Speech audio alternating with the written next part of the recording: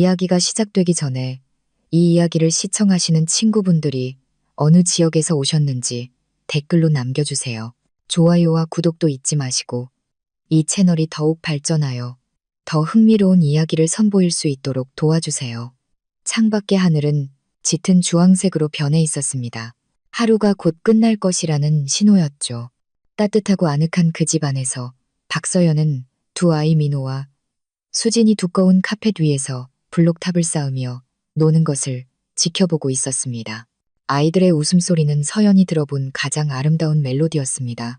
그녀에게 이곳은 천국이었습니다. 온전한 가족, 그녀의 노력으로 이룬 집, 그리고 무엇보다 사랑하는 남편. 그녀의 삶은 너무나 완벽하고 완전해서 때로는 이 모든 것이 꿈일까봐 두려웠습니다. 현관문이 열리고 건장한 남자가 들어섰습니다. 바로 그녀의 남편 김민준이었습니다. 하루 종일 일에 지친 그의 얼굴은 아내와 아이들을 보자마자 환하게 바뀌었습니다. 민호와 수지는 소리를 지르며 아빠의 다리에 매달렸습니다. 민주는 웃으며 아이들을 차례로 들어올려 뺨에 입을 맞추었습니다. 그 광경은 언제나 서연의 마음을 녹아내리게 했습니다. 세상에서 가장 위대한 여성을 위한 꽃이야. 민준이 서연에게 붉은 장미 한 다발을 건네며 말했습니다. 그녀는 수줍은 미소로 그것을 받았습니다. 10년 전 결혼한 이후로 민준이 한 번도 잊지 않았던 작은 습관이었습니다. 고마워요, 여보. 피곤하겠네요. 따뜻한 물 받아줄게요. 서연이 말했습니다. 아니야, 자기. 당신과 아이들 미소만 봐도 피곤이 다 풀리는 걸. 민주는 대답하며 서연의 이마에 부드럽게 입을 맞췄습니다. 그들은 가벼운 대화와 웃음 속에서 함께 저녁 식사를 했습니다. 민주는 민호의 새 장난감에 대한 이야기와 수진의 학교 친구들 이야기를 끈기 있게 들어주었습니다. 그는 완벽한 아버지이자 좋은 경청자이며 아이들의 롤모델이었습니다. 서연은 숭배의 눈빛으로 남편을 바라보았습니다. 그녀는 그들이 어떻게 맨손으로 시작했는지 기억했습니다. 좁은 월세방에서 시작해 이제는 강남의 고급 주택가에 자리 잡기까지. 이 모든 것은 서연의 노력의 결실이었습니다. 그녀는 성공한 부동산 사업가였습니다. 반면 민주는 일반 회사의 부장으로 일하고 있었습니다. 서연은 누가 더 많이 버는지를 문제 삼은 적이 없었습니다. 그녀에게는 그녀가 가진 모든 것이 가족의 것이었습니다. 너무나 큰 사랑 때문에 서연은 대부분의 자산과 재정 관리를 민준에게 맡겼습니다. 그녀는 그 남자를 완전히 신뢰한다는 증거로 남편에게 모든 접근 권한을 주었습니다. 몇 달 전 서연은 경기도 외곽에 더 크고 웅장한 집을 새로 샀습니다. 그 집은 그들의 작은 가족을 위한 새로운 궁전이 될 계획이었습니다. 그들이 이룬 모든 성과에 대한 선물이었죠. 바쁜 일정 때문에 그녀는 이사의 세부 사항을 처리할 시간이 없었습니다. 그래서 그 집은 아직 비어 있었습니다.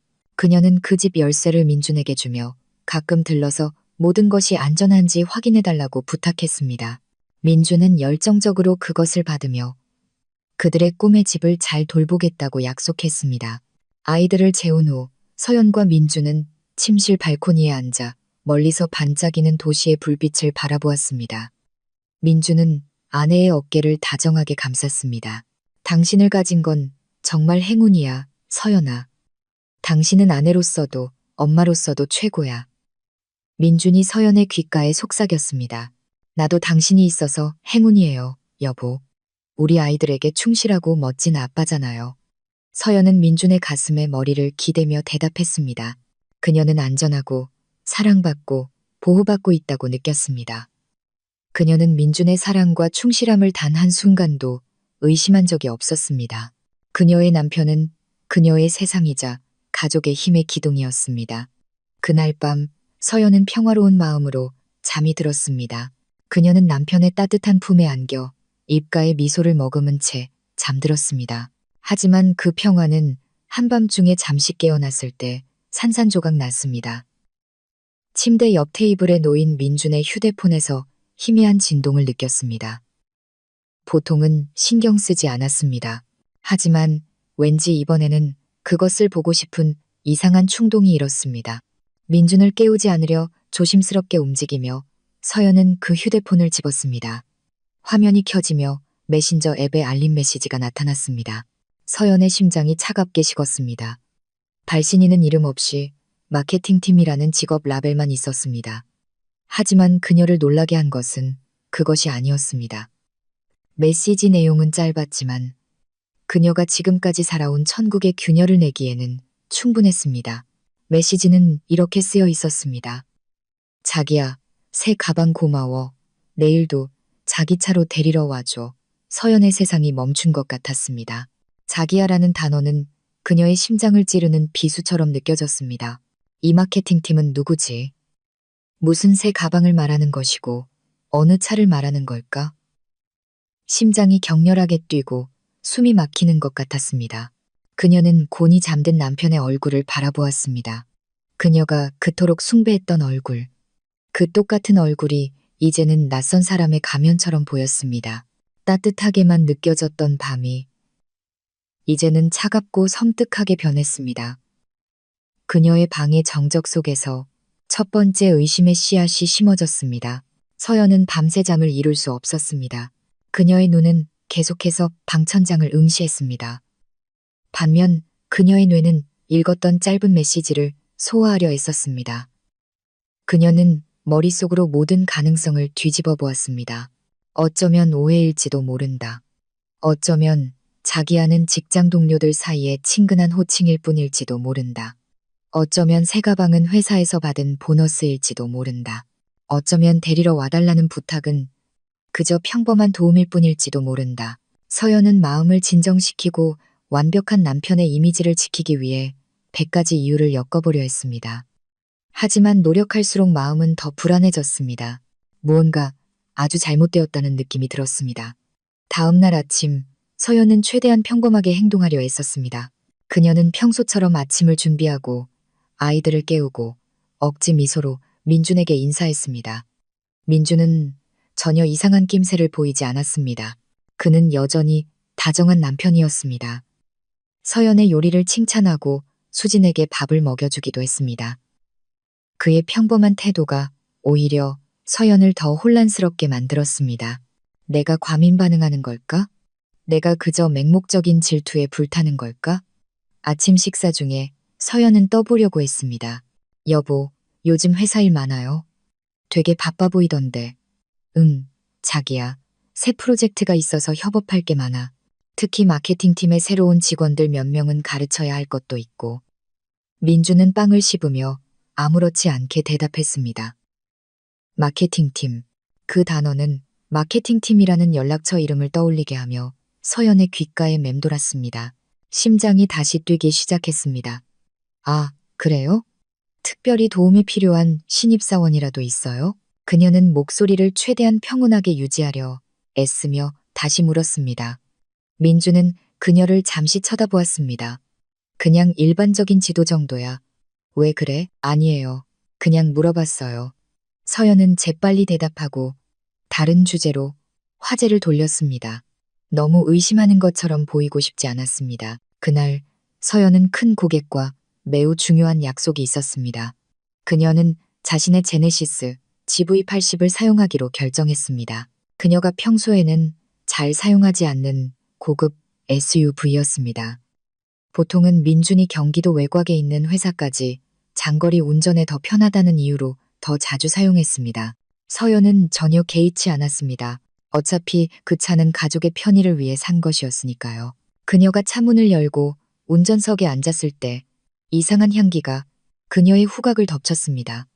그것은 여성 향수 냄새였습니다. 매우 강하고 톡 쏘는 달콤한 바닐라 향이었습니다. 분명히 그녀의 향수는 아니었습니다. 서연은 부드럽고 상쾌한 향을 더 좋아했습니다. 심장이 불규칙하게 뛰기 시작했습니다. 이 향기는 너무나 낯설었습니다. 그녀의 차 안에서는 전혀 어울리지 않았습니다. 그녀는 그것을 무시하려고 했습니다.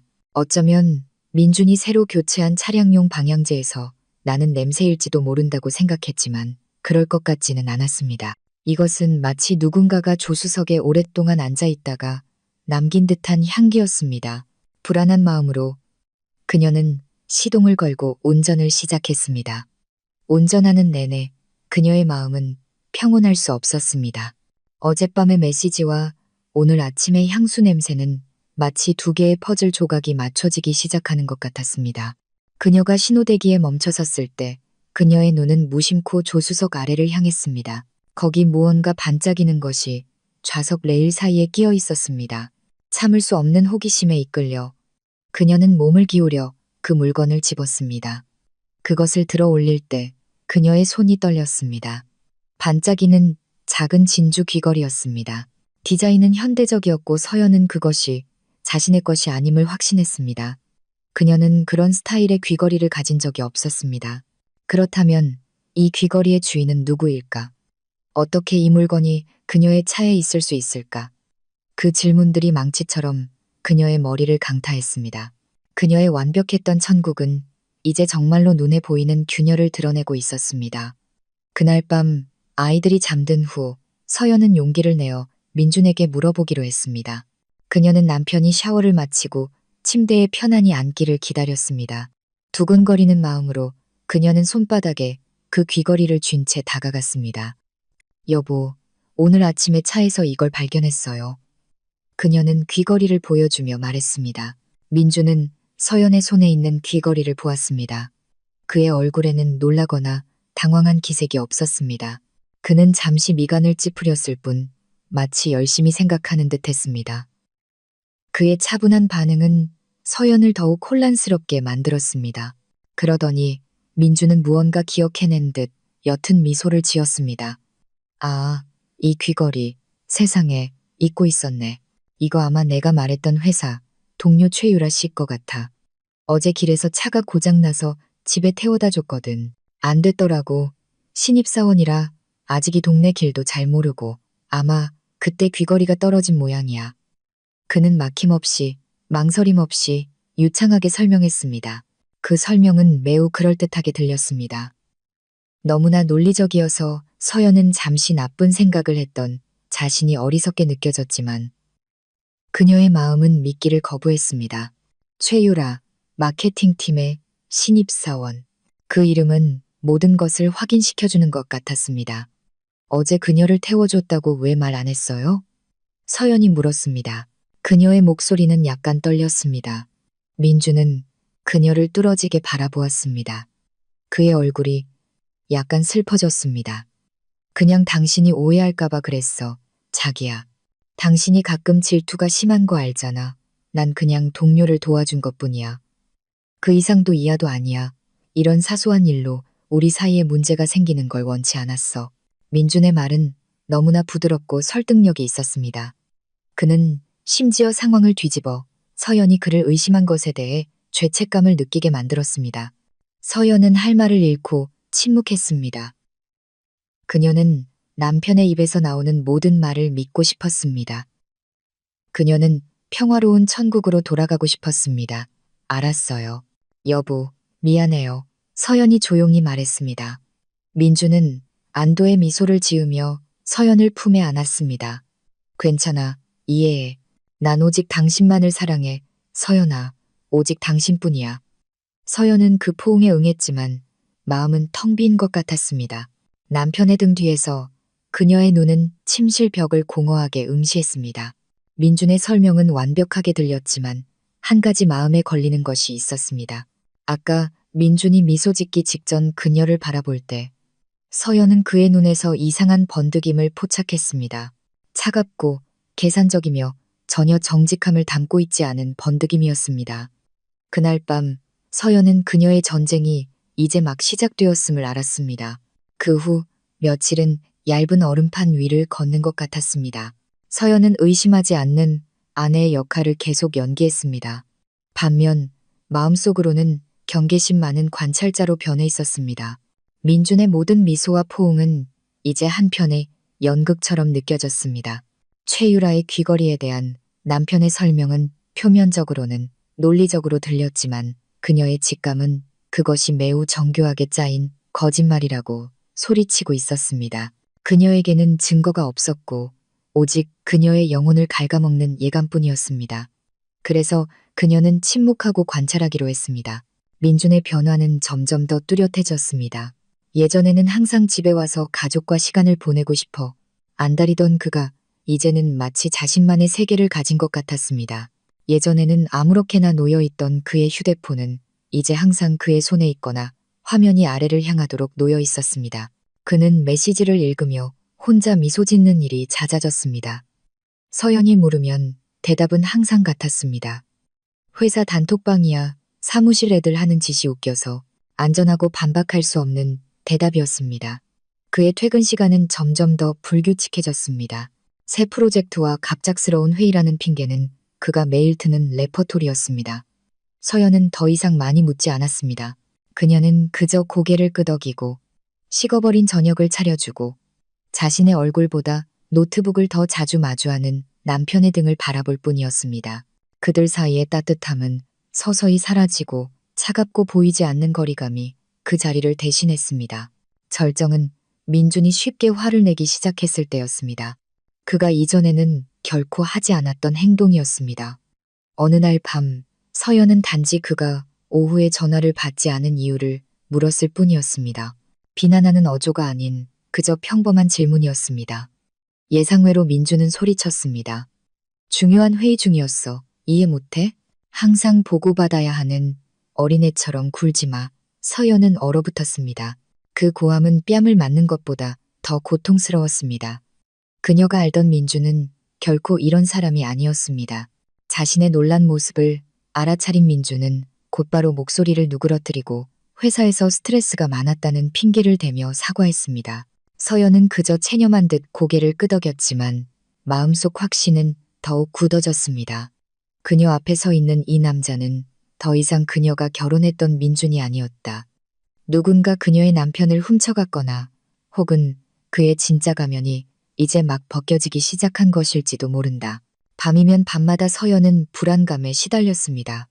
그녀는 종종 한밤중에 깨어나 옆에서 자고 있는 민준의 얼굴을 바라보며 이 남자가 대체 누구인지 궁금해했습니다. 내가 환각에 시달리는 걸까? 내가 너무 편집증적이어서 스스로 행복을 망치고 있는 걸까? 그 감정은 그녀를 고문했고 결혼 생활 속에서 외로움을 느끼게 만들었습니다. 그러던 어느 날 밤 벽시계가 새벽 이시를 가리킬 때 그녀의 모든 불안에 대한 답이 가장 명백하고 고통스러운 형태로 찾아왔습니다. 서연은 또다시 잠을 이룰 수 없었습니다. 그녀는 휴대폰으로 뉴스를 읽으며 혼란스러운 생각을 떨쳐내려 했습니다. 갑자기 화면 상단에 이메일 알림이 나타났습니다. 발신인은 은행이었고 제목은 고객님 신용카드 거래 알림이라고 적혀 있었습니다. 서연은 미간을 찌푸렸습니다. 그녀는 어떤 거래도 한 기억이 없었습니다. 어쩌면 그냥 월별 청구서일지도 모른다. 하지만 호기심에 이끌려 이메일을 열었습니다. 내용을 읽는 순간 심장이 멎는 것 같았습니다. 거기에는 오늘 오후 민준이 방해받을 수 없는 중요한 회의 중이라고 주장했던 바로 그 시간에 한 고급 보석 부티크에서 500만 원이 결제된 거래 내역이 선명하게 찍혀 있었습니다. 서연은 숨이 멎었습니다. 손이 심하게 떨려 휴대폰을 놓칠 뻔했습니다. 500만 원짜리 보석이라니. 민주는 대체 누구에게 그렇게 비싼 보석을 사준 걸까? 갑자기 머릿속에 흩어져 있던 모든 퍼즐 조각들이 빠르게 맞춰졌습니다. 새 가방에 대한 메시지, 남겨진 진주 귀걸이, 차 안의 낯선 향수, 그리고 이제는 고급 보석까지. 충격으로 굳어진 손가락으로 서연은 모바일 뱅킹 앱을 열었습니다. 이것은 더 이상 단순한 의심이 아니었다. 이것은 수사였다. 그녀는 평소 민준에게 맡겼던 주 신용카드의 거래 내역으로 들어갔습니다. 그녀가 다음에 발견한 것은 그녀의 온 세상을 무너뜨리는 광경이었습니다. 휴대폰 화면에는 그녀가 전혀 알지 못했던 긴 지출 목록이 표시되었습니다. 그녀의 눈은 한 줄 한 줄 훑어내려갔고 모든 줄은 그녀의 마음에 새로운 상처를 냈습니다. 3주 전 한 유명 디자이너 가방 부티크에서의 거래 내역이 있었습니다. 2주 전 민준이 팀과 함께 야근한다고 했던 평일 저녁 5성급 호텔 레스토랑에서의 저녁 식사 청구서가 있었습니다.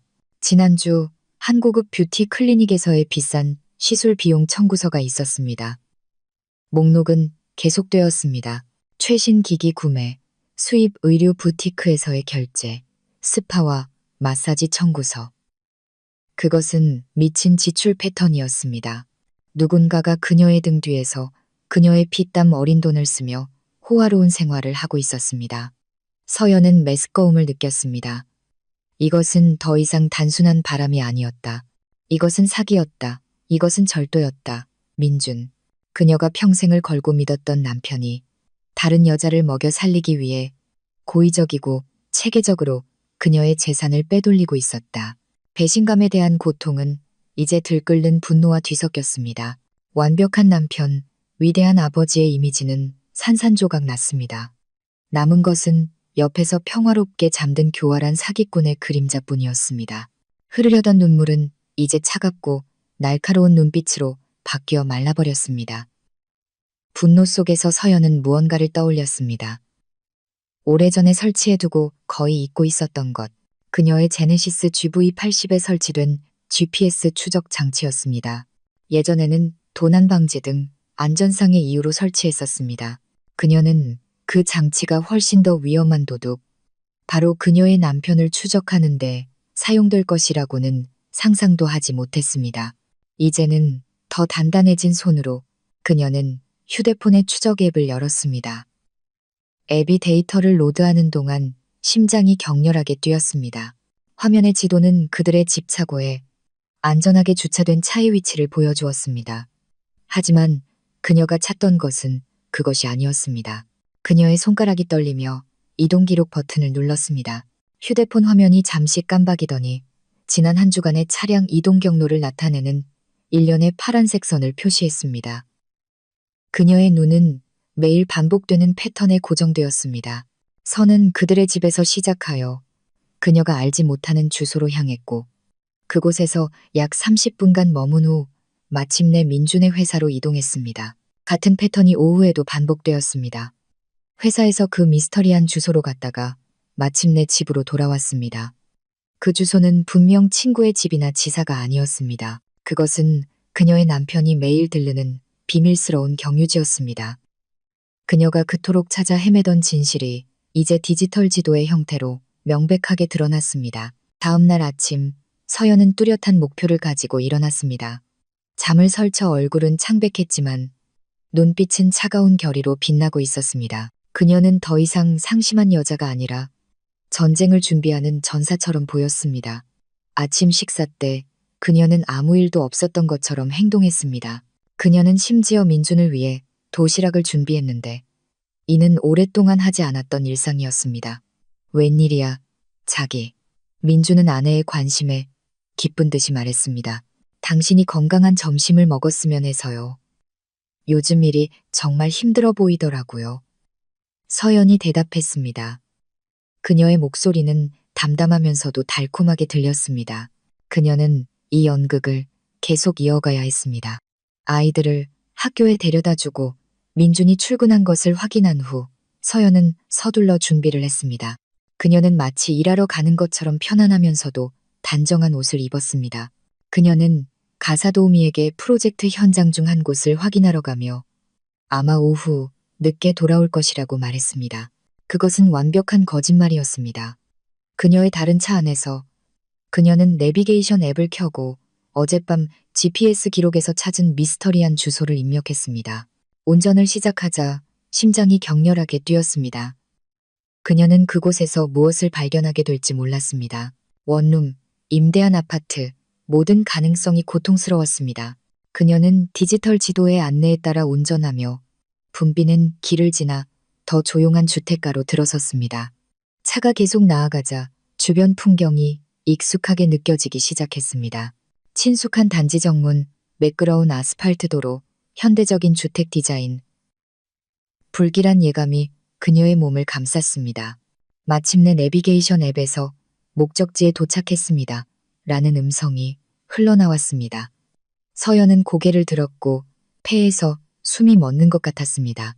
그녀는 눈앞에 펼쳐진 광경을 믿을 수 없었습니다. 그녀의 차는 현대적인 미니멀리즘, 디자인의 웅장한 2층 집 바로 앞에 멈춰 섰습니다. 그 집은 그녀가 피땀 흘려번 돈으로 산 새 집이었습니다. 그녀가 가족의 미래를 위해 준비한 꿈의 집이었습니다. 그녀가 민준에게 믿고 맡겼던 열쇠가 있는 그 집이었습니다. 서연의 세상이 두 번째로 무너져 내렸습니다. 왜 민준의 일일 경로가 여기서 멈추는 거지? 그는 이 텅 빈 집에서 그 여자와 매일 무엇을 하고 있었던 걸까? 수천 가지 질문이 그녀의 머릿속에서 들끓었습니다. 그녀는 눈에 띄지 않는 길 끝에 차를 주차하고 멀리서 그 집을 관찰했습니다. 조용했고 생명의 흔적은 보이지 않았습니다. 창문 커튼은 굳게 닫혀 있었습니다. 거의 15분 동안 조용히 앉아있던 서연은 그저 기다릴 수만은 없다고 결심했습니다. 그녀는 안에 무엇이 있는지 알아야 했습니다. 그녀는 자신의 눈으로 직접 확인해야 했습니다. 무거운 발걸음으로 그녀는 차에서 내려 이제는 유령의 집처럼 느껴지는 그녀의 꿈의 집으로 향했습니다. 가방 안에는 예비 열쇠가 있었습니다. 열쇠 구멍에 열쇠를 넣을 때 손이 약간 떨렸습니다. 열쇠가 돌아가며 그녀 자신의 지옥으로 가는 문을 여는 작은 딸깍 소리가 들렸습니다. 그녀는 천천히 문을 밀었습니다. 집안의 공기는 텅 빈 집처럼 퀴퀴하고 먼지 투성이일 것이라는 예상과 달랐습니다. 대신 라벤더 향의 방향제 냄새와 희미한 음식 냄새가 섞여 있었습니다. 그녀의 눈은 거실을 훑었습니다. 집은 비어있지 않았습니다. 그녀가 결코 산 적 없는 값비싼 소파가 있었고 일부에 아직 비닐이 씌워진 대형 평면 TV, 그리고 그 위에 몇 권의 패션 잡지가 놓인 커피 테이블이 있었습니다. 심장이 더욱 세차게 뛰었습니다. 그녀는 더 안쪽, 부엌으로 향했습니다. 그녀가 샀던 양문형 냉장고는 식료품, 수입과일, 캔 음료로 가득 차 있었습니다. 식탁 위에는 두 사람이 먹다 남은 아침 식사가 있었습니다. 젤리처럼 느껴지는 다리로 서연은 2층으로 향하는 계단을 올랐습니다. 그녀가 밟는 계단 하나하나가 그녀를 조롱하는 듯한 삐걱거리는 소리를 냈습니다. 그녀의 목적지는 단 하나, 주 침실이었습니다. 그녀가 그토록 많은 사랑을 담아 디자인한 방, 그녀가 민준과 함께 쉴 개인적인 휴식 공간이 되어야 할 방이었습니다. 그녀가 그 방의 문을 열었을 때 안의 광경은 그녀를 온 힘을 다해 강타했습니다. 그 방은 완전히 사람이 살고 있었습니다. 그녀가 특별 주문한 킹사이즈 침대는 마치 방금 주인이 떠난 것처럼 어질러져 있었습니다. 침대 옆 탁자 위에는 몇 가지 여성 스킨케어 제품이 놓여 있었습니다. 그리고 가장 숨막히는 것은 비어 있어야 할 큰 옷장의 문이 살짝 열려 드레스, 블라우스, 하이힐이 줄지어 있는 것을 보여주었다는 것입니다. 그녀의 신용카드 청구서에 명시된 부티크에서 산 비싼 옷들이었습니다. 그녀가 차에서 맡았던 톡 쏘는 바닐라 향수가 이제는 방 전체를 가득 채워 역겹게 느껴졌습니다. 그녀의 눈은 방구석에 있는 화장대로 향했습니다. 화장품과 보석 더미 사이에 디지털 사진 액자가 서 있었습니다. 서연은 뻣뻣한 걸음으로 다가갔습니다. 액자의 사진은 계속 바뀌며 민준과 그녀가 남편 회사의 소셜미디어 사진에서 본 적 있는 최유라라는 여자의 다정한 모습을 슬라이드쇼로 보여주고 있었습니다. 그들은 이 집의 모든 구석에서 미소 짓고 껴안고 입을 맞추고 있었습니다. 뒷마당에서, 발코니에서, 심지어 그녀의 것이어야 할 침대 위에서조차도. 그때 서연은 디지털 액자 옆에 놓인 인화된 사진 한 장을 보았습니다. 민준이 이 집 대문 앞에서 최유라를 다정하게 껴안고 있는 사진이었습니다. 떨리는 손으로 서연은 그 사진을 집었습니다. 뒷면에는 손글씨가 있었습니다. 그녀가 너무나 잘 아는 민준의 글씨체였습니다. 그 메시지는 그녀의 명치를 그대로 찔렀습니다. 우리 미래의 궁전, 자기야. 조금만 기다려. 우리 궁전.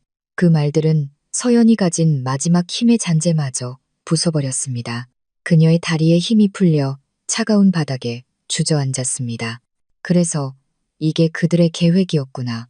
민주는 단지 바람을 피운 것이 아니었고 단지 그녀의 돈을 훔친 것이 아니었다. 그는 그녀의 꿈을, 그녀의 미래를 훔쳐 다른 여자에게 주었던 것이다. 그는 서연의 피땀 어린 결과물인 집을 그들의 간음의 소굴로 삼고 배신의 폐허 위에 그의 정부와 함께 새로운 삶을 건설하고 있었다. 고통은 너무나 엄청나고 너무나 깊어서 눈물조차 나오지 않았습니다. 오직 차가운 공허함만이 존재했습니다. 그러나 그 공허함 속에서 새로운 감정이 자라나기 시작했습니다. 마치 휘발유를 부은 작은 불씨처럼 타오르는 분노가 그녀의 모든 슬픔과 고통을 태워버리기 시작했습니다. 그녀는 무너지지 않을 것이다. 그녀는 그들이 이기도록 내버려 두지 않을 것이다. 그녀는 뻣뻣한 얼굴을 닦으며 일어섰습니다. 아까의 공허했던 시선은 이제 날카롭고 계산적으로 변했습니다. 그녀는 휴대폰을 꺼냈습니다. 민준에게 전화하기 위함이 아니었다. 친구에게 울며 하소연하기 위함도 아니었다. 그녀는 연락처 목록을 열어 한 이름을 눌렀습니다. 이 형사님, 이 연극은 이제 곧 끝나야 하며 그녀는 그들 둘에게 가장 치욕적인 마지막 장의 감독이 될 것이었다. 사립탐정 이 형사와의 만남은 도시 구석의 조용한 커피숍에서 이루어졌습니다. 서연은 조용하고 번잡하지 않은 분위기 때문에 그곳을 선택했습니다. 주목받지 않고 가정 파탄에 대해 이야기하기에 완벽한 장소였습니다. 이 형사는 날카로운 눈빛과 차분한 태도를 가진 중년 남성이었습니다. 마치 의뢰인들의 가장 어두운 이야기들을 듣는데 익숙한 듯 했습니다. 서연은 흐느끼는 여자로 오지 않았습니다. 그녀는 집중하고 체계적인 의뢰인으로 왔습니다. 그들 사이의 테이블 위에 그녀는 휴대폰을 놓고 통제된 목소리로 거의 감정 없이 자신의 발견을 설명하기 시작했습니다. 그녀는 한밤중의 메시지, 알림에 대해 이야기했습니다. 그녀가 발견한 귀걸이, 차 안의 낯선 향수, 부풀려진 신용카드 청구서, 그리고 절정이었던 새 집에서의 발견까지 그녀는 GPS 기록에서 얻은 주소를 보여주었고 그곳에서 발견한 다른 여자의 물건들을 상세히 설명했습니다. 이 형사는 귀에 깊게 들으며 가끔 수첩에 작은 메모를 했습니다. 그는 말을 끊지 않고 그저 이해한다는 듯 고개를 끄덕였습니다. 서연이 말을 마친 후 이 형사는 존경심 어린 눈빛으로 그녀를 바라보았습니다. 박서연 사모님, 이미 제 일의 절반은 하셨습니다. 제공해 주신 초기 데이터는 매우 강력합니다. 이제 제가 그것을 완성하게 해주십시오. 이 조사를 통해 사모님께서 이루고 싶으신 최종 목표는 무엇입니까? 반박할 수 없는 증거가 필요합니다. 서연이 단호하게 대답했습니다. 사진, 비디오, 녹음, 그들의 활동 일정, 얻을 수 있는 모든 금융거래 증거를 원합니다. 제 남편이 했던 모든 거짓말이 드러나게 바랍니다. 그가 발뺌할 틈이 하나도 없을 정도로 완벽한 그림의 배신 퍼즐을 원합니다. 이 형사는 고개를 끄덕였습니다. 알겠습니다. 제게 3일의 시간을 주십시오. 사모님께서 원하시는 퍼즐을 드리겠습니다. 다음 며칠은 서연에게 가장 힘든 시험이었습니다. 집 밖에서는 그녀는 자신의 사업을 계속해야 했고 냉철하게 회의를 이끌어야 했으며 중요한 결정을 내려야 했습니다. 그러나 집 안에서는 충실하고 사랑스러운 아내의 가면을 써야 했습니다. 그녀는 서로 상반되는 두 세계에서 살았습니다. 민준이 집에 와서 그녀를 껴안을 때마다 서연은 그를 밀쳐내고 싶은 충동을 억눌러야 했습니다. 민준이 회사에서 보낸 피곤한 하루에 대해 이야기할 때마다 서연은 그녀가 아는 모든 거짓말을 소리치고 싶은 혀를 참아야 했습니다. 밤이 가장 힘들었습니다. 그녀를 그토록 깊이 배신한 남자 옆에 눕는 것은 고문과 같았습니다. 그녀는 민준이 곤히 잠들 때까지 기다렸습니다. 그리고 이불 속에서 조용히 울며 하루 종일 억눌렀던 모든 고통과 분노를 쏟아냈습니다. 이것은 더 이상 단순한 복수가 아니었습니다. 이것은 그녀의 정신을 지키고 사기꾼인 아버지로부터 아이들의 미래를 보호하기 위한 투쟁이었습니다. 약속대로 이 형사는 안전한 메신저 앱을 통해 매일 진행 상황을 보고했습니다. 첫 번째 보고는 다음 날 도착했습니다. 멀리서 찍은 사진에는 민준과 최유라가 한 레스토랑에서 점심을 먹고 있는 모습이 담겨 있었습니다. 그들은 매우 가까이 앉아 웃고 있었고 민준은 가끔 최유라에게 음식을 먹여주었습니다. 서연의 마음은 무너져 내렸지만 그녀는 그 사진을 뚫어지게 바라보며 고통이 그녀의 결의를 위한 연료로 변하도록 내버려 두었습니다. 두 번째 보고는 다음 날 밤에 왔습니다. 길 건너편에서 녹화된 소리 없는 짧은 비디오였습니다. 비디오에는 서연 소유의 제네시스 GV82 새집 앞에 멈추는 모습이 담겨 있었습니다. 민준과 최유라가 손을 잡고 차에서 내려 함께 그 집으로 들어갔습니다. 그러자 위층에 불이 켜졌습니다. 그들은 밤늦게까지 다시 나오지 않았습니다. 이 시각적 증거는 서연이 본 모든 것을 확인시켜 주었고 혹시나 남아있을지 모를 마지막 의심을 지워버렸습니다. 마지막 보고가 가장 파괴적이었습니다. 셋째 날, 이 형사는 메시지를 보냈습니다. 모든 것을 확보했습니다. 만나야겠습니다. 그들은 같은 장소에서 만났습니다. 이번에 이 형사는 두꺼운 갈색 봉투를 테이블 위에 놓았습니다. 사모님께서 요청하신 모든 것이 이 안에 있습니다. 그가 진지한 어조로 말했습니다. 약간 떨리는 손으로 서연은 봉투를 열었습니다. 그 안에는 그녀 남편의 부패를 상세히 요약한 보고서가 들어있었습니다. 첫 장은 최유라의 완벽한 프로필이었습니다. 다음 장에는 고해상도 사진 더미가 있었습니다. 쇼핑몰에서 쇼핑하는 그들의 사진이 있었습니다. 최유라는 서연에게 익숙한 쇼핑백들을 들고 있었습니다. 영화관, 로비에서의 사진도 있었습니다. 민준이 회사 주차장에서 최유라의 이마에 입을 맞추는 사진도 있었습니다. 그리고 서연의 숨을 먹게 한 세트가 있었습니다. 한 달 전 그들의 제주도 여행 사진이었습니다.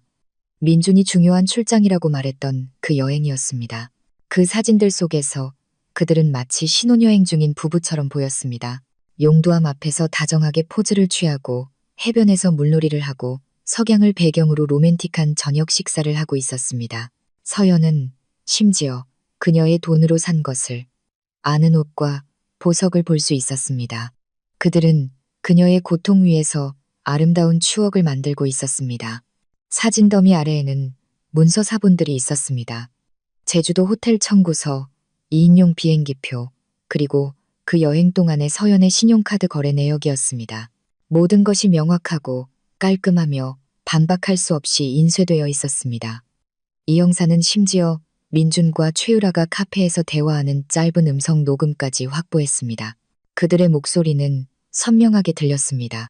당신 아내랑은 언제 이혼할 거야? 최유라의 애교 섞인 목소리가 물었습니다. 조금만 참아, 자기. 곧 중요한 자산 몇 개를 내 이름으로 옮기고 나면 우리 조용히 살 수 있어. 걔는 멍청해. 날 너무 믿거든. 민준의 목소리가 대답했고 그들의 웃음소리가 뒤따랐다. 서연의 손은 관절이 하얗게 될 때까지 굳게 쥐어졌습니다. 그녀의 고통은 이제 사라졌고 흔적도 없이 사라졌습니다. 남은 것은 차갑고 얼어붙은 분노뿐이었습니다.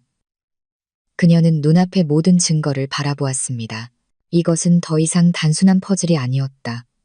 이것은 전쟁 지도였다. 서연이 모든 증거를 다시 봉투에 넣으려 할 때 이 형사가 헛기침을 했습니다. 한 가지 정보가 더 있습니다. 사모님.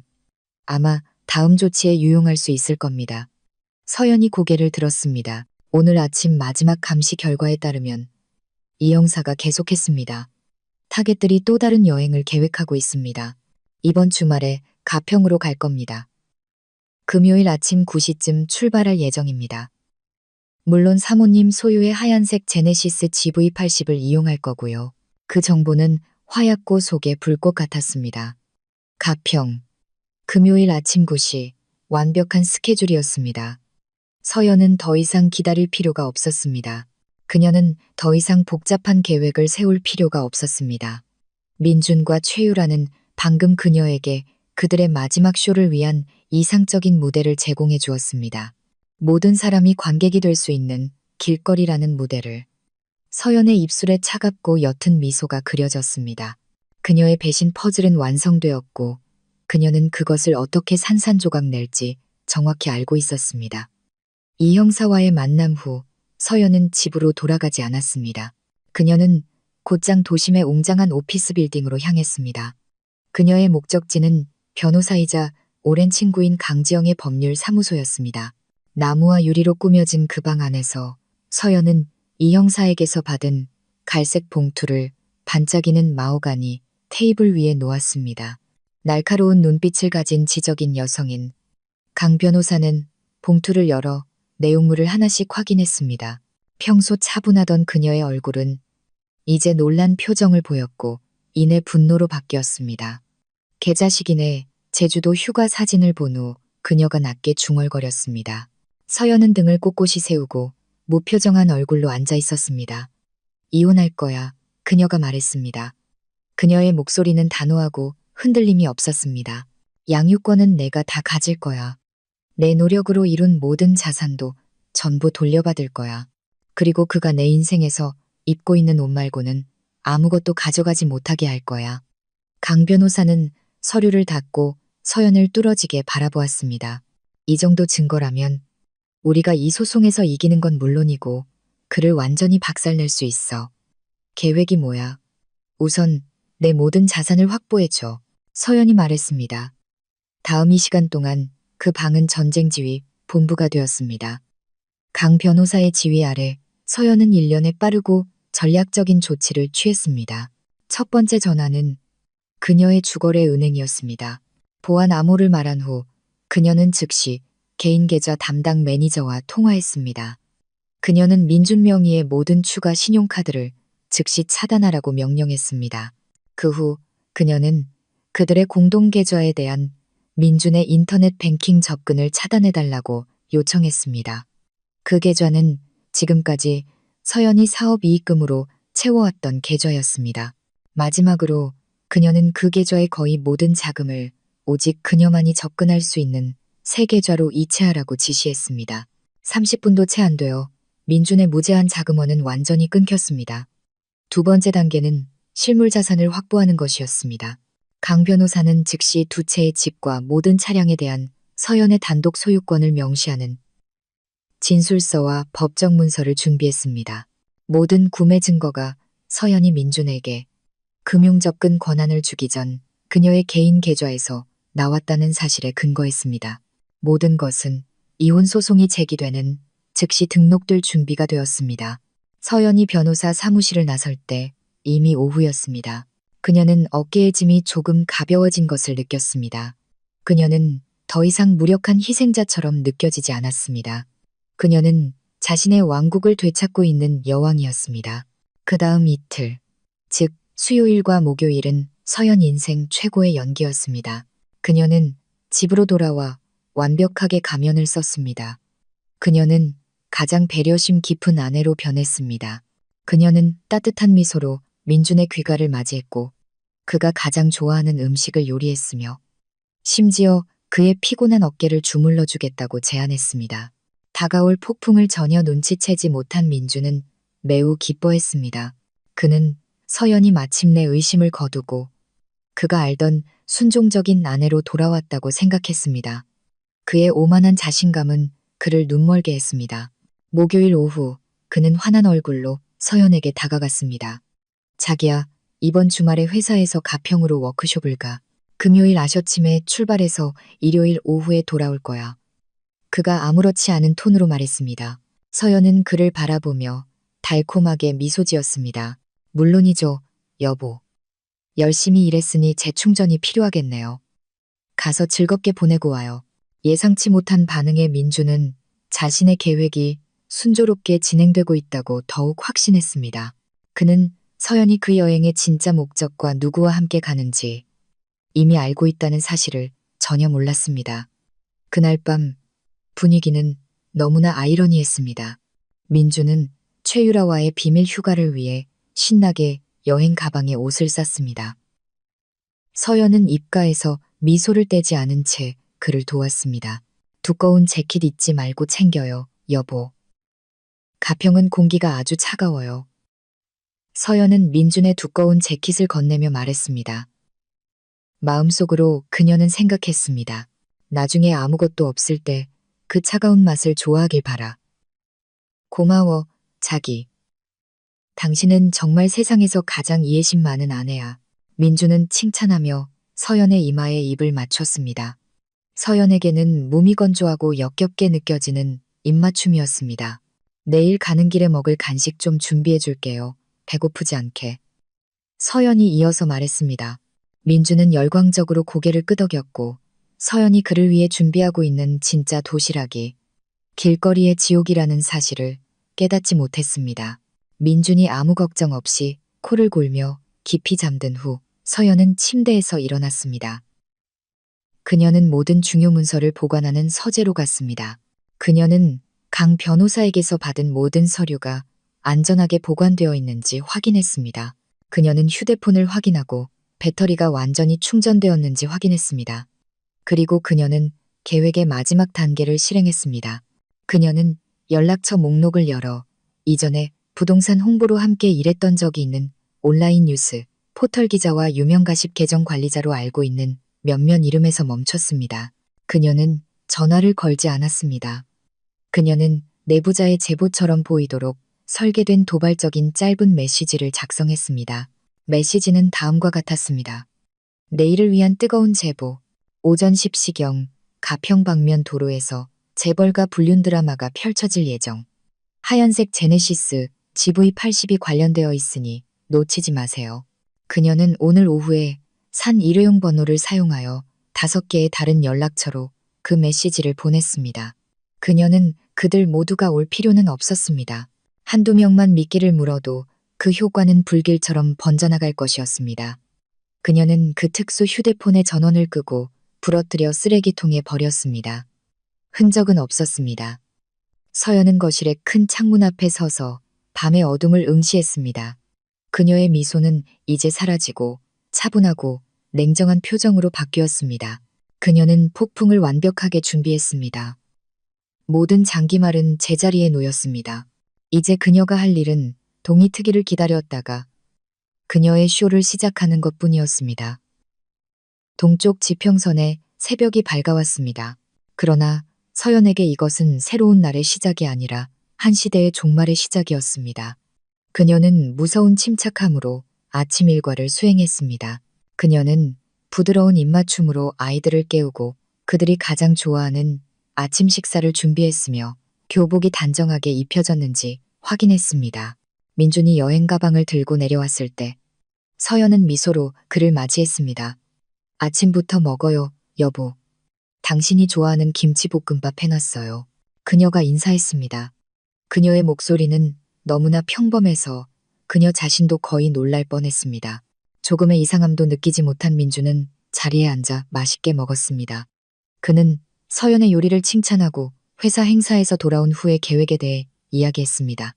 마치 그들의 미래가 여전히 넓고 아름답게 펼쳐져 있는 것처럼.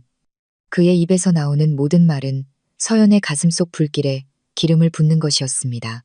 그녀는 그저 미소 짓고 고개를 끄덕였습니다. 순진한 아내의 역할을 마지막으로 연기하면서 나 갈게, 자기야. 식사를 마친 민준이 작별 인사를 했습니다. 그는 서연의 이마에 입을 맞추고 두 아이에게도 입을 맞췄습니다. 아빠 일하러 갔다 올게. 엄마 말씀 잘 듣고 있어. 서연은 그를 문 앞까지 배웅했습니다.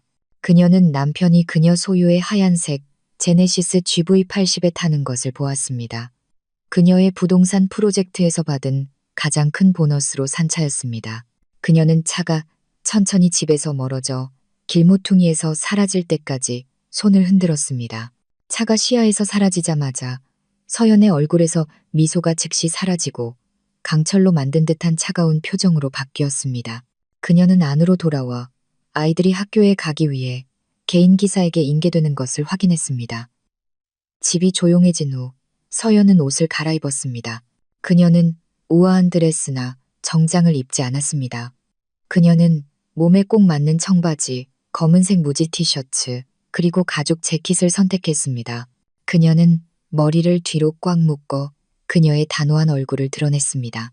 그녀의 모습은 오늘 그녀의 인물을 반영했습니다. 실용적이고 강하며 군더더기 없었습니다.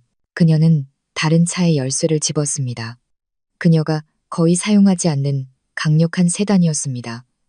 시동을 걸자 엔진이 부드럽게 으르렁거렸습니다. 그녀는 민준에게 30분의 시간을 주었습니다. 그가 그의 정부를 데리러 가기에 충분한 시간이었습니다. 9시 15분 서연은 차고를 나섰습니다. 추격이 시작되었습니다. 그녀는 엄청난 집중력으로 운전했습니다. 그녀의 눈은 주변의 모든 차를 경계했지만 그녀의 생각은 오직 하나의 목표에 집중되어 있었습니다. 그녀는 GPS를 통해 민준을 추적할 필요가 없었습니다. 그녀는 남편이 갈 경로를 이미 외우고 있었습니다. 그들의 새집 주소로 가는 매일의 경로. 그녀가 최유라가 기다리고 있음을 아는 곳이었습니다. 아니나 다를까 그녀가 그 지역에 가까워졌을 때 그녀는 자신의 하얀색 제네시스가 조용한 길가에 멈춰 있는 것을 보았습니다. 멀리서 서연은 조수석 문이 열리는 것을 지켜보았습니다. 긴 머리를 늘어뜨리고 화려한 옷을 입은 여자가 차에 올라탔습니다. 최유라. 그 여자는 즉시 몸을 기울여 민준의 입술에 키스했습니다. 서연의 마음을 무너뜨려야 할 광경이 이제는 오히려 그녀의 결심을 굳게 했습니다. 그들은 그녀의 땀으로 산 차 안에서 너무나 행복하고 다정해 보였습니다. 제네시스는 다시 움직이기 시작했고 이제 가평 방향 고속도로에 진입하기 위해 톨게이트로 향했습니다. 서연은 뒤에서 안전거리를 유지했습니다. 그들 사이에 몇 대의 차가 있었지만 흔적을 놓치지 않을 만큼 가까웠고 의심받지 않을 만큼 멀었습니다. 그녀의 심장은 두려움 때문이 아니라 혈관 속에서 끓어오르기 시작하는 아드레날린 때문에 격렬하게 뛰었습니다. 고속도로를 달리는 내내 서연은 그들의 그림자가 되었습니다. 그녀는 그들이 농담하고 웃는 것을 보았습니다. 최유라는 민준의 어깨에 머리를 기댔습니다. 그들은 거짓된 행복의 거품 속에서 살고 있었습니다. 그들은 운명이 뒤에서 조용히 달리는 검은 세단의 형태로 그들을 쫓고 있다는 것을 깨닫지 못했습니다. 서연은 신중하게 장소를 선택해야 한다는 것을 알았습니다. 고속으로 달리는 고속도로는 아니었다. 그건 너무 위험했다. 그녀는 적절한 무대가 필요했다. 그녀의 마음은 빠르게 움직이며 모든 가능성을 훑었습니다. 그녀는 톨게이트를 나온 후에 한도로 구간을 떠올렸습니다. 주말이면 항상 붐비는 간선도로였습니다. 그곳에는 몇몇 유명한 레스토랑이 있었고 종종 약간의 교통체증이 발생했습니다. 그곳은 완벽했다. 많은 목격자를 만들기에 충분히 붐볐고 그녀가 계획한 기동을 하기에 충분히 느렸습니다. 하얀색 제네시스가 고속도로를 빠져나와 톨게이트에서 요금을 낼 때 서연은 옆 톨게이트에서 함께 빠져나왔습니다. 바로 지금이었다. 그들의 차는 이제 혼잡한 도로를 달리고 있었습니다. 서연은 길가의 상점과 레스토랑 줄을 볼 수 있었습니다. 사람들이 오고 가고 있었습니다. 이곳이 그녀의 무대였다. 깊은 숨을 들이쉬며 서연은 가속 페달을 밟았습니다. 그녀의 세단 엔진이 으르렁거렸습니다. 그녀는 민첩하게 오른쪽 차선에 몇 대의 차를 추월하고 자신의 제네시스와 나란히 설 때까지 속도를 높였습니다. 잠시 옆을 쳐다보았습니다. 그녀는 최유라와 즐겁게 이야기하느라 자신의 존재를 전혀 눈치채지 못하는 민준을 볼 수 있었습니다. 바로 그 순간이었다. 서연은 제네시스 앞에 틈을 보았습니다. 조금의 망설임도 없이 그녀는 핸들을 왼쪽으로 꺾어 날카롭고 갑작스러운 움직임으로 자신의 차선을 가로질렀습니다. 그녀는 즉시 브레이크를 잇는 힘껏 밟았습니다. 귀가 먹먹해지는 타이어, 마찰음이 들렸습니다. 서연의 세단은 하얀색 제네시스의 앞부분을 가로막고 멈춰 섰습니다. 충돌까지는 불과 몇 센티미터의 거리였습니다. 놀란 민주는 반사적으로 브레이크를 깊게 밟아차가 심한 충격과 함께 갑자기 멈추게 했습니다. 그들 뒤에서는 일련의 타이어 마찰음과 성난 경적 소리가 뒤따르며 붐비는 도로 한복판에 즉각적인 혼란을 야기했습니다. 시간이 멈춘 것 같았습니다. 서연은 운전석에 똑바로 앉아 있었습니다. 그녀의 손은 관절이 하얗게 될 때까지 핸들을 꽉 쥐고 있었습니다. 그녀의 세단 중앙 백미러를 통해 그녀는 제네시스의 앞유리를 선명하게 볼 수 있었습니다. 그녀는 충격으로 창백해진 민준의 얼굴과 믿을 수 없다는 듯 커진 그의 눈을 보았습니다. 그의 옆에서 그녀는 당황하고 겁에 질린 최유라의 얼굴을 보았습니다. 그들은 덫에 걸렸다. 앞으로 갈 길도 뒤로 물러설 길도 없었다. 쇼는 곧 시작될 것이었다. 그리고 그녀, 서연이 바로 그 감독이었다. 도로 위의 혼란은 시작을 알리는 신호였습니다. 경적이 울려 퍼졌습니다. 몇몇 운전자들은 화를 내며 소리쳤습니다. 그러나 아무도 감히 움직이지 못했습니다. 서연의 차가 가로로 막고 있는 위치는 성공적으로 그들의 차선을 봉쇄했습니다. 서연은 한순간도 지체하지 않고 차의 시동을 끄고 안전벨트를 풀고 차 문을 활짝 열었습니다. 그녀는 밖으로 나와 시끄러운 도로 한복판에 똑바로 섰습니다. 시원한 아침 공기가 그녀의 피부에 뜨겁게 느껴졌습니다. 며칠 동안 억눌렀던 분노에 불타서였습니다. 이제 모든 시선이 그녀에게 쏠렸습니다. 그녀는 단호하고 의도적인 걸음으로 그녀 소유의 하얀색 제네시스를 향해 걸어갔습니다. 그녀의 부츠는 권위 있는 발걸음마다 아스팔트를 강타했습니다. 그녀의 얼굴은 얼음처럼 차가웠고 눈은 복수의 불길로 타오르고 있었습니다. 그녀는 운전석 쪽에 도착했습니다.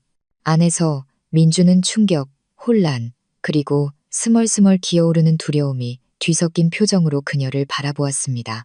그의 옆에 있던 최유라는 이미 창백해져서 사라질 수 있기를 바라는 듯 고개를 숙이고 있었습니다. 서연은 아무 말도 하지 않았습니다. 그녀는 단지 손을 들어 주먹으로 창문을 두드렸습니다. 노크가 아니라 울려 퍼지는 강한 두드림이었습니다. 3번. 각각의 두드림은 그녀의 분노를 강조하는 것이었습니다. 창문이 약간 내려왔습니다. 서연아, 이게 무슨 짓이야? 너 미쳤어? 민준이 물었습니다. 그의 목소리는 떨리고 있었습니다. 남편의 목소리를 듣자 서연의 침착한 가면이 깨졌습니다. 그녀의 분노가 폭발했습니다. 나와, 그녀가 소리쳤습니다. 그녀의 목소리는 너무나 크고 분노에 차 있어 차 안에서 구경하던 몇몇 사람들이 깜짝 놀랐습니다. 민주는 망설였습니다. 서연은 그에게 더 이상 시간을 주지 않았습니다. 그녀가 가졌다고는 상상도 못했던 힘으로 그녀는 문손잡이를 당겨 문을 활짝 열었습니다. 내 차에서 당장 나오라고 했어. 그녀는 민준의 팔을 잡아 운전석에서 강제로 끌어냈습니다. 충격으로 비틀거리던 민준은 그저 따를 수밖에 없었고 차 옆에서 비틀거리며 섰습니다. 이제 서연의 관심은 조수석으로 향했습니다. 그녀는 차 앞부분을 돌아 걸었습니다.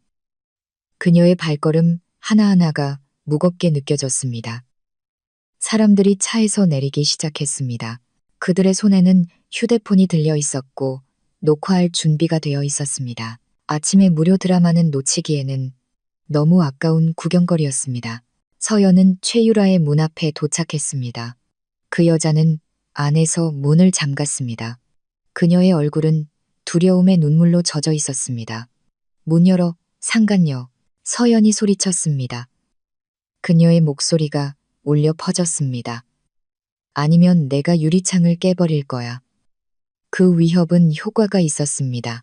문 잠금 장치가 열리는 작은 딸깍 소리가 들렸습니다. 서연은 즉시 문을 열었고 무자비하게 최유라의 머리채를 잡아 그녀를 고급 가죽 시트에 안락함에서 끌어냈습니다. 최유라는 고통과 충격의 비명을 질렀습니다. 놔요. 아파요. 그녀가 소리쳤습니다. 네가 여기 앉아있는 걸 보는 내 마음이 더 아파.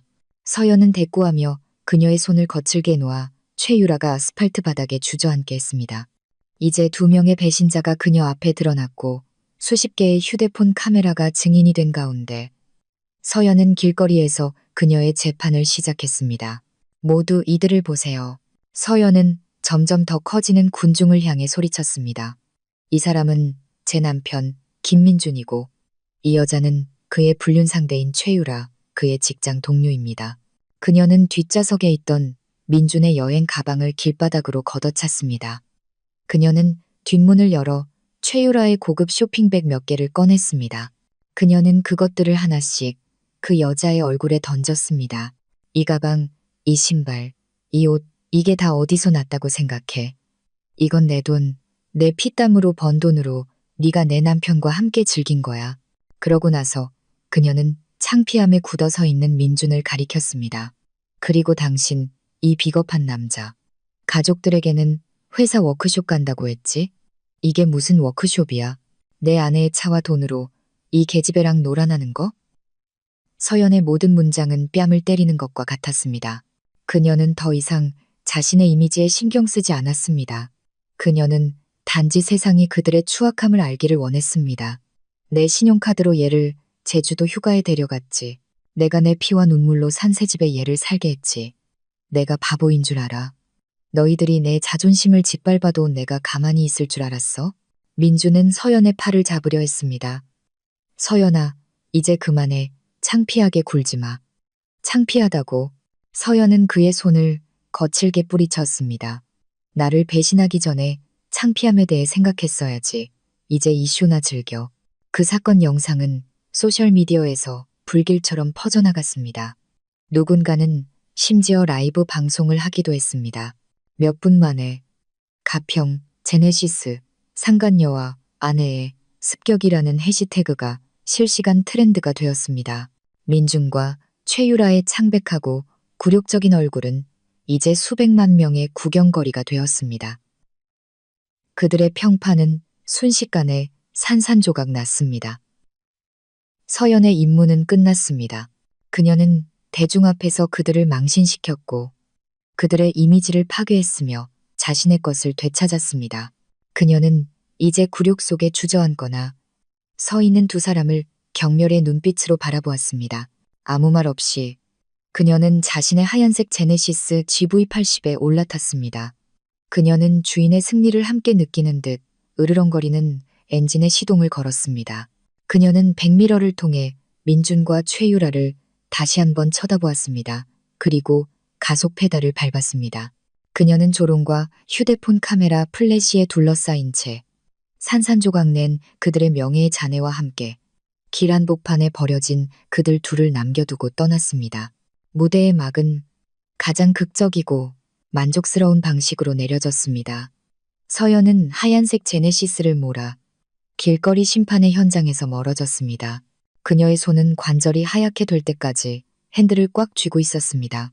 심장은 여전히 세차게 뛰고 있었습니다. 몸에 넘쳐흐르던 아드레날린의 여운이었습니다. 백미러를 통해 그녀는 여전히 민준과 최유라를 둘러싸고 있는 사람들의 무리를 볼 수 있었습니다. 그녀가 자신의 무대 한가운데에 남겨둔 두 개의 굴욕적인 조각상, 후회도 망설임도 없었습니다. 오직 차갑고 만족스러운 안도감만이 존재했습니다. 마치 뜨거운 날에 얼음물 한 잔을 마시는 것 같았습니다. 그녀는 바로 집으로 가지 않았습니다. 그녀의 첫 번째 목적지는 그 새 집이었습니다. 민준과 최유라가 그녀의 고통 위에 지은 가짜 궁전. 그녀가 도착했을 때 웅장한 집의 모습은 더 이상 그녀를 아프게 하지 않았습니다. 그것은 단지 건물, 하나의 재산일 뿐이었습니다. 그녀는 연락처에서 두 개의 번호로 전화를 걸었습니다. 첫 번째는 전문 열쇠공이었습니다. 두 번째는 청소 및 물품 운반 서비스 회사였습니다. 이 집의 모든 열쇠와 자물쇠를 지금 당장 교체하고 싶습니다. 그녀는 열쇠공에게 명령했습니다. 그리고 당신에게는 그녀가 서비스 회사 매니저에게 말했습니다. 이 집을 청소해 주세요. 안에 있는 모든 물건, 옷 한 조각, 기본 가구가 아닌 모든 가구, 모든 개인 물품들을 전부 버려주세요. 사회복지시설에 보내든 태워버리든 상관없습니다. 저는 단지 이 집이 제가 샀을 때처럼 텅 비어있기를 원합니다. 오늘 안에 일을 끝내주시면 비용은 2배로 지불하겠습니다. 그녀의 단호한 명령과 매력적인 제안에 두 팀은 신속하게 움직였습니다. 그들이 일하는 동안 서연은 길 건너편에서 차 안에 앉아 지켜보았습니다. 그녀는 값비싼 소파, 평면 TV, 화장품으로 가득한 화장대, 그리고 호화로운 옷들이 그녀의 집에서 실려 나가는 것을 보았습니다. 그 물건들은 배신의 상징이었고 이제 그녀는 마치 정화의식을 치르듯 그 모든 흔적을 청소하고 있었습니다. 다른 곳, 민준과 최유라가 일하던 본사에서는 훨씬 더 큰 폭풍이 몰아치고 있었습니다. 그 습격 영상은 네티즌들 사이에서만 퍼진 것이 아니라 회사 고위 임원들의 책상까지 도달했습니다. 회사의 이미지를 매우 중시하는 나이든 회장은 붉게 상기된 얼굴로 그 영상을 보았습니다. 댓글에는 회사 이름이 언급되고 있었습니다. 그들이 수십 년간 쌓아온 전문적인 이미지는 이제 두 직원의 부끄러운 스캔들로 더럽혀졌습니다. 긴급 이사회가 즉시 소집되었고 긴 토론은 없었습니다. 결정은 만장일치로 신속하게 내려졌습니다. 이런 식으로 회사의 명예를 훼손하는 행동은 용납할 수 없습니다. 회장이 우렁찬 목소리로 말했습니다. 인사부에 연락하세요. 김민준과 최유라의 해고 통지서를 준비하세요. 사유는 중대한 윤리 강령 위반 및 회사 명예를 실추시킨 비도덕적 행위입니다. 즉시 효력 발생. 그들의 운명이 차가운 회의실에서 결정되는 동안 민준과 최유라는 여전히 그들의 길거리 지옥에 갇혀 있었습니다. 서연이 떠난 후 군중의 조롱은 더욱 심해졌습니다. 그들 둘은 교수대에 매달린 죄수와 같았습니다. 마침내 불쌍히 여긴 근처 레스토랑 보안 요원의 도움으로 군중은 해산되었습니다. 차도 자존심도 없이 길가에 둘만 남겨졌습니다. 그들을 하나로 묶어주던 거짓말이 무너지기 시작했습니다. 이게 다 너 때문이야. 최유라가 쉬쉬거렸습니다. 그녀의 눈은 울어서 부어 있었습니다. 왜 내 아내 하나 제대로 통제 못해? 이제 봐. 내 얼굴이 사방에 깔렸어. 창피해 죽겠어. 내 탓이라고? 민준이 믿을 수 없다는 듯 대꾸했습니다. 서연을 향했던 그의 분노는 이제 눈앞의 여자에게로 향했습니다. 이것저것 계속 사달라고 조른 건 너잖아. 명품 가방, 보석, 휴가. 네가 그렇게 욕심부리지 않았으면 이런 일은 없었을 거야. 오, 이제 내가 욕심쟁이라고. 그럼 이 모든 걸 나랑 같이 즐긴 건 누군데? 그 멍청한 아내랑 이혼하고 나랑 결혼하겠다고 약속한 건 누구였어? 최유라가 반격했습니다. 탐정의 녹음 파일에 담긴 민준의 말은 이제 그를 공격하는 무기가 되어 돌아왔습니다. 그들의 격렬한 싸움은 여전히 호기심을 가진 몇몇 사람들에게 새로운 구경거리가 되었습니다. 그들은 서로를 탓하고 모욕하며 대중 앞에서 그들 관계의 추악함을 드러냈습니다. 한때 타오르던 사랑과 욕망은 이제 증오와 후회로 변했습니다. 마침내 지갑에 남은 돈으로 그들은 택시를 잡아탔고 적대감 가득한 침묵 속에서 멀리 떨어져 앉았습니다. 서연은 저녁이 되어서야 본가로 돌아왔습니다. 아이들은 방금 그들의 가족 기반을 무너뜨린 지진을 전혀 모른 채 뒷마당에서 즐겁게 놀고 있었습니다. 서연은 그 드라마로부터 아이들을 보호한 것에 감사했습니다. 집에 들어서자마자 그녀는 가사 도우미와 새로 고용한 경비원에게 지시를 내렸습니다. 오늘부터 김민준 씨는 어떤 이유로든 이 집에 들어올 수 없습니다. 그녀는 차분하지만 단호한 목소리로 말했습니다. 그리고 그녀는 자신의 방으로 올라갔습니다. 배신자와 함께 썼던 그 방. 그녀는 빠르고 효율적인 움직임으로 민준의 옷장을 열었습니다. 그녀는 그의 모든 셔츠, 바지, 정장, 그리고 모든 개인 소지품을 꺼냈습니다. 그녀는 가리지 않았고 모든 것을 큰 검은 쓰레기 봉투에 담았습니다. 그것이 값비싼 정장이든 그녀가 선물한 시계든 상관없었습니다. 그녀에게는 모든 것이 쓰레기일 뿐이었습니다. 몇 개의 봉투가 가득 차자 그녀는 그것들을 하나씩 정문 앞으로 끌고 가 보도에 그대로 던져버렸습니다. 잔인하지만 만족스러운 광경이었습니다. 밤이 되자 민준이 마침내 집 앞에 도착했습니다. 그는 택시를 타고 왔고 얼굴은 초췌하고 패배감에 가득 차 있었습니다. 그러나 그의 충격은 아직 끝나지 않았습니다. 그는 정문 앞에 쌓인 검은 쓰레기 봉투 더미를 보았고 삐져나온 그의 옷 몇 가지를 바로 알아보았습니다. 그의 심장이 철렁 내려앉았습니다. 그는 문을 열려고 했지만 굳게 잠겨 있었습니다. 그는 벨을 여러 번 눌렀지만 대답이 없었습니다. 절망에 빠져 그는 휴대폰을 꺼내 서연에게 전화를 걸었습니다. 전화는 즉시 거절되었습니다. 잠시 후 메시지가 도착했습니다. 그것은 서연에게서 온 것이 아니라 그의 회사 인사부에서 온 공식 이메일이었습니다. 제목은 해고 통지서였습니다. 떨리는 손으로 그는 이메일을 열었습니다. 그의 눈은 그의 경력을 공식적으로 파괴하는 단어들을 하나씩 읽어 내려갔습니다. 그는 해고되었습니다. 최유라도 마찬가지였다. 절망의 한가운데서 그의 휴대폰이 다시 울렸습니다.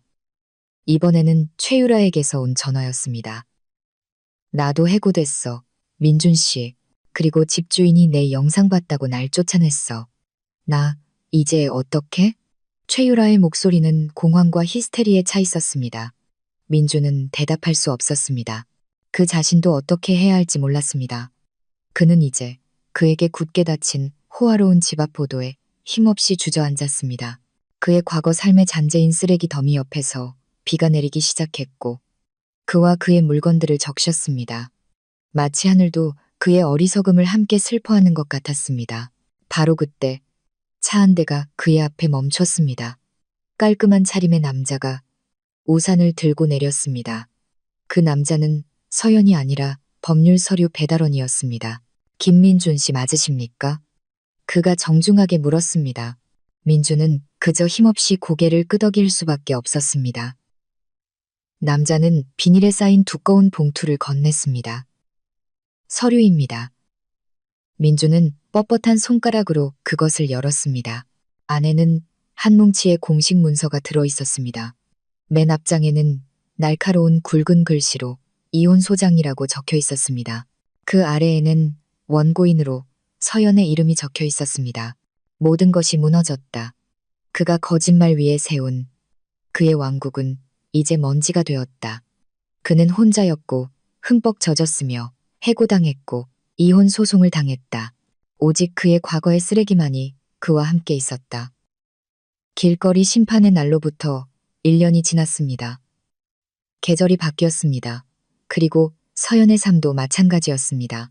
예전에 그녀가 가짜 천국에 살고 있다고 느꼈다면 이제 그녀는 정직과 자존감의 기반 위에 진정한 자신만의 천국을 건설하고 있었습니다. 그날 아침 도시 공원이 내다보이는 크고 밝은 창문이 있는 카페에서 서연은 활짝 웃고 있었습니다. 그녀 앞에는 민호와 수진이 앉아 있었습니다. 그들의 입은 먹고 있던 케이크의 초콜릿으로 얼룩져 있었습니다. 아이들의 얼굴에는 더 이상 긴장감이 없었습니다. 그들은 이제 훨씬 더 밝고 개방적이었습니다. 이혼은 처음에는 어려웠지만 정직하면서도 부드러웠던 서연의 설명은 아이들을 이해하게 만들었습니다. 그들은 엄마가 그들을 보호한 영웅이라는 것을 알았습니다. 서연 자신의 외모도 많이 변했습니다. 그녀는 머리를 더 짧고 현대적으로 잘라 신선하고 역동적인 인상을 주었습니다. 예전에 종종 불안감을 담고 있던 그녀의 눈빛은 이제 자신감과 평화를 발산했습니다. 그녀는 더 이상 가면을 쓰지 않았습니다. 그녀는 온전한 자기 자신이 되었고 이전보다 더 밝게 빛났습니다. 그녀의 부동산 사업은 급성장했습니다. 아이러니하게도 그 스캔들은 오히려 그녀의 이름을 더 널리 알렸습니다. 많은 사람들, 특히 여성들은 그녀를 힘과 용기의 상징으로 보았습니다. 그녀는 영감의 원천이 되었습니다. 그녀의 새 프로젝트들은 큰 성공을 거두었고 그녀는 심지어 다른 투자 분야로도 발을 넓히기 시작했습니다. 한때 배신의 침묵의 증인이었던 새 집은 큰 이익을 남기고 팔았습니다. 그녀는 산속에 빌라를 샀습니다. 그곳에서 그녀와 아이들은 주말을 보내며 새롭고 아름답고 진정한 추억을 만들었습니다. 서연이 자신의 왕국을 더욱 웅장하게 재건하는 동안 민준과 최유라의 가짜 왕국은 흔적도 없이 사라졌습니다. 그들의 운명은 현금으로 지불된 카르마의 실제 사례였습니다. 그 바이럴 영상은 그들의 모든 발걸음을 따라다니는 영원한 디지털 흔적이 되었습니다. 어떤 회사도 그들을 받아주려 하지 않았습니다. 그들의 얼굴은 나쁜 이유로 너무나 유명했습니다. 그들은 결국 답답한 도시 외곽의 좁은 원룸에서 함께 살게 되었습니다. 그들이 한때 누렸던 호화로움은 이제 쓰라린 추억으로만 남았습니다. 디자이너 가방과 값비싼 관리에 익숙했던 최유라는 이제 단지 생필품을 사기 위해 민준과 논쟁해야 했습니다. 한때 잘 관리되던 그녀의 얼굴은 이제 칙칙하고 피곤해 보였습니다. 그녀는 자신의 삶을 증오했고 자신의 몰락의 주된 원인이라고 생각하는 민준을 증오했습니다. 민준 자신은 망가진 남자가 되었습니다. 직업, 지위, 가족, 그리고 자존심을 하루 만에 잃은 것은 그를 부러뜨렸습니다. 그는 온라인으로 일자리를 구하고 항상 거절당하거나 그저 멍하니 앉아 자신이 내린 모든 어리석은 결정을 후회하며 하루를 보냈습니다. 최유라에게 느꼈던 사랑은 증발했고 계속해서 불평하고 자신을 탓하는 그 여자를 보는 짜증으로 대체되었습니다. 싸움은 그들의 일상이 되었습니다. 그들의 좁은 방 안에서 울려 퍼지는 증오의 교향곡이었습니다. 어느 날 오후 또다시 면접에 실패하고 걸어가던 중 운명이 그들을 희롱했습니다.